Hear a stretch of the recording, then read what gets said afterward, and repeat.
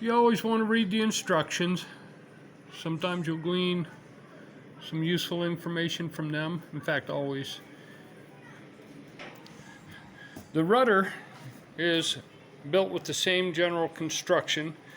You build a big bow first for the entire rudder. I don't know if you can see that. It's not a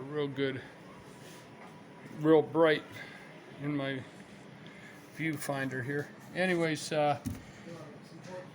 this one here uses 5 laminations like the elevator did, and then it has a unique leading edge, which is shown over here. And notice the shape of that leading edge. And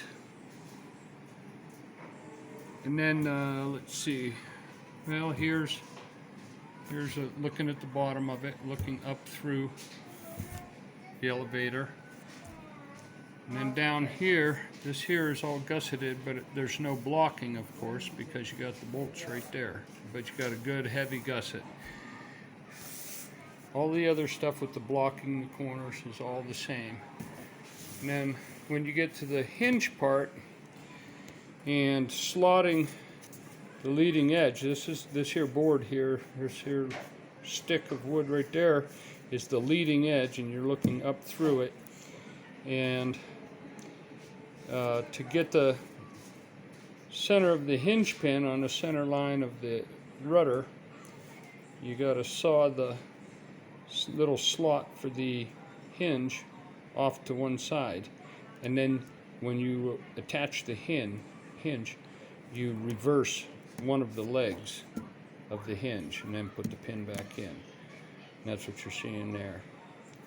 So the hinge is swinging right in the dead center. So the rudder will be on this side of the center line, and the vertical stabilizer will be slotted just on the right side of the, well, I don't know, depends on which way. Opposite side of the center line is this one.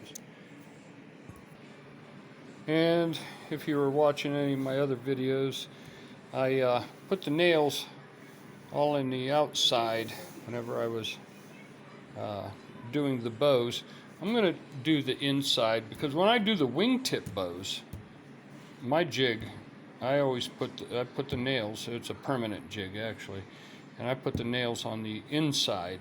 And I think it's easier to pull it into it than it is to pull it up into the radius. Is a little more difficult than bending it around the jig.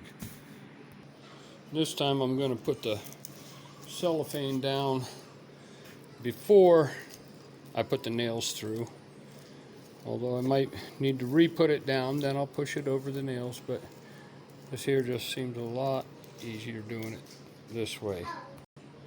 Okay, looking at this, I changed my mind, because obviously if I've got nails on the inside, I want them in this tight bend here. I'm going to want them pretty close. Well, then I can't put my ribs on there. I don't know if you can see the ribs come right to this corner and right here, you know, everywhere the ribs come. So anyways, I'll put it around the outside. I got a ton of these baby hammers, and I do not remember ever buying a baby hammer in my life. But I've got like 5 of them sitting around here.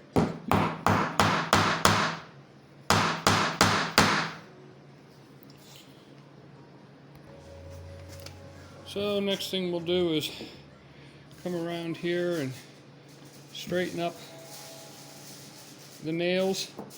I know this, I verified this block is 90, is like a perfect 90 degrees. So just go around and get all of them, and then hook your tape measure backwards on that first pin there like that. You'll just go right around just to see what length of geodetic we need to cut. And we have 87, so we're going to go about 90 inches. Well, all of my geodetic is too short that I already have cut. I could cut all these 3/4 that I have 3/4 square. That's a lot of waste of stock since I've already got them squared up.